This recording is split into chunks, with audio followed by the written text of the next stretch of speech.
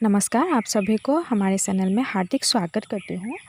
और आज हम पढ़ाने जा रहे हैं मैथिली शरण गुप्त की कविता यशोधरा। यशोधरा कविता की हम व्याख्या पहले करेंगे। अभी हम इसकी जो सारांश है उसको देख लेते हैं। तो आइए देखते हैं। नेक्स्ट वीडियो में हम उसकी व्याख्या कर लेंगे। तो आप व्याख्या या सारांश दोनों ऐसे ही लिख सकेंगे।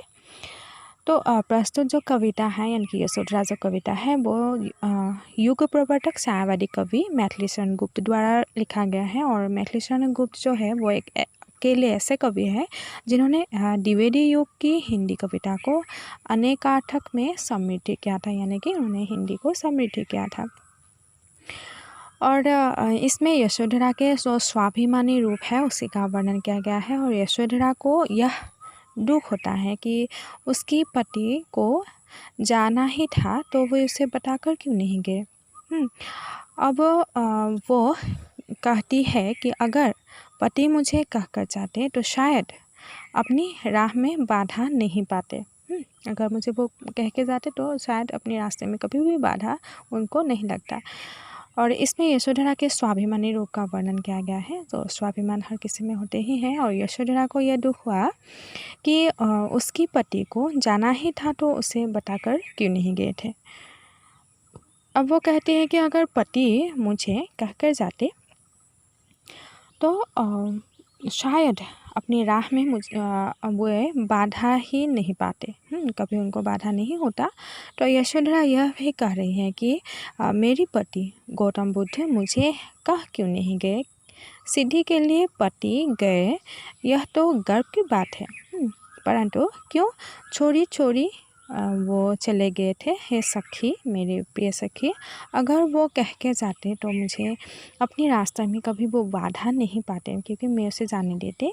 उन्होंने मुझे माना बहुत, परंतु पहचाना नहीं। यशोधरा बार बार कहते हैं कि हम जो नारियां हैं वो कभी पति की राह में बाधा नहीं बनते हैं, लेकिन उन्होंने मुझ पर विश्वास नहीं किया है।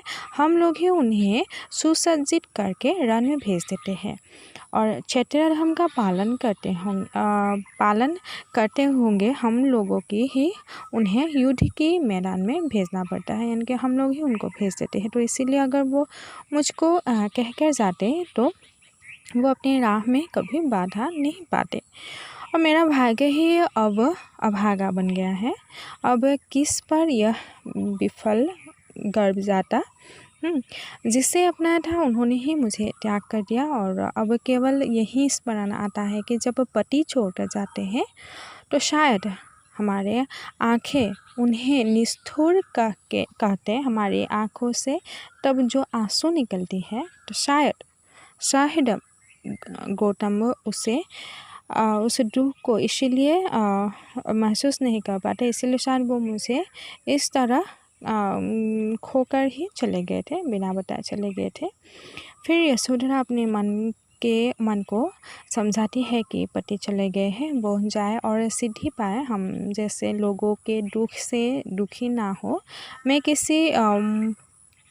किस मुँह से उन्हें उलाह ना दूँ। आज तो वह मुझे अधिक भा गए हैं, अगर गए हैं तो लौट कर भी आएंगे और अपने साथ कुछ अनुपम लाएंगे। और यह जो प्राण आज रो रहे हैं उन्हें एक दिन जाकर पाएंगे, पर ऐसी खुशी से क्या पाएंगे इस बात पर संदेह है। यानी कि जैसा मुझे छोड़ के गए थे वैसा मुझे पाएंगे या नहीं, ये मुझे संदेह है। और यशोधरा एक बात से दुखी होकर फिर बार बार कहने लगती है कि हे सखी, मेरे प्राण सखी, मेरे पति मुझे छोड़कर क्यों चले गए और मुझे एक बार कह के जा सकते थे, लेकिन वो मुझे कह के क्यों नहीं गए। तो यहाँ तक आप लोगों को समझ में आ गया होगा और समझ में ना आया। धन्यवाद।